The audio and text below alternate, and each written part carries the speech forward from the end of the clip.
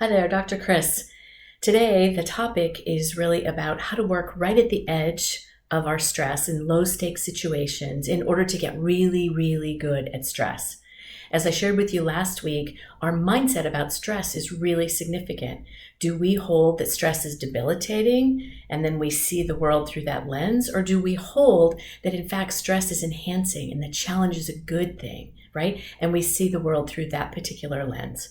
Dr. Alia Crumb's work supports that how we hold our stress one way or the other, the mindset, the lens, makes a big, big difference. So you also read about the fact that if you want to get really good at stress and become more resilient, you want to live in the area where you're slightly challenging yourself just beyond your comfort zone. If it's too far out, you'll freak yourself out. Trust me, I've done that. If it's too close in, it's too safe. There's not enough of a challenge and we kind of stay stagnant, right? So in order to get really good at stress, to work within that area for ourselves, holding the mindset that stress is actually enhancing, there's 5 parts that people who are really stress resilient, they rock it every time. You don't know how they're so calm, right? But they're doing something instinctively. The first one is that they're recognizing the situation that they're in. They're instinctively renewing their energies, often by doing what grandma said, which is to walk around the block, take a breath, count to 10, etc. They're going ahead and reflecting on, oh, these are the details of the situation versus all the kind of crazy monkey mind we can do. They return to what's most important about that situation for them. So they're kind of doing a sorting process. And by doing these first 4 steps on purpose, right at the edge of the challenge, they're rewiring their brains so that what happens is this becomes the new default. They're calmer. Let me give it a try. My husband and I were on a great vacation, but we came back at 2:30 in the morning. Had to get up and going the next day. It's a little bit stressful, so I might be a little bit cranky and on edge. Then I had to pause and say, hey, what do I really need this week? Because I'm traveling yet again for work. So what do I really need? Let me step back, recalibrate my nervous system, relax.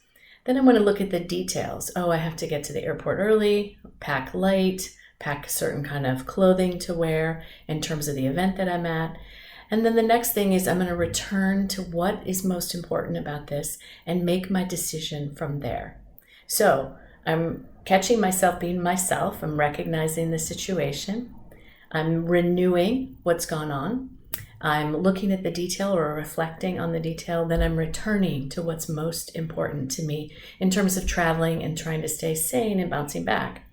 Now, for any of you who've traveled in an airport with people, any of you who've done that, you know that it can be tricky because you have to deal with other people who are stressed and running around and very anxious to get on planes. Though this morning as I left, there was a young woman who was very anxious, standing right next and close to me, kind of pushing in the line.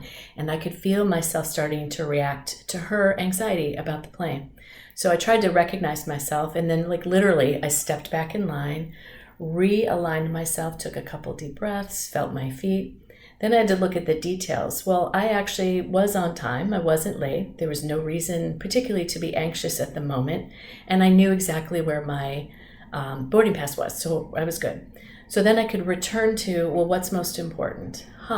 What's most important right now is that I remain calm because we know that moods are contagious and perhaps this young woman will feel that and begin to calm down. And in fact, that happened. We had a nice little conversation.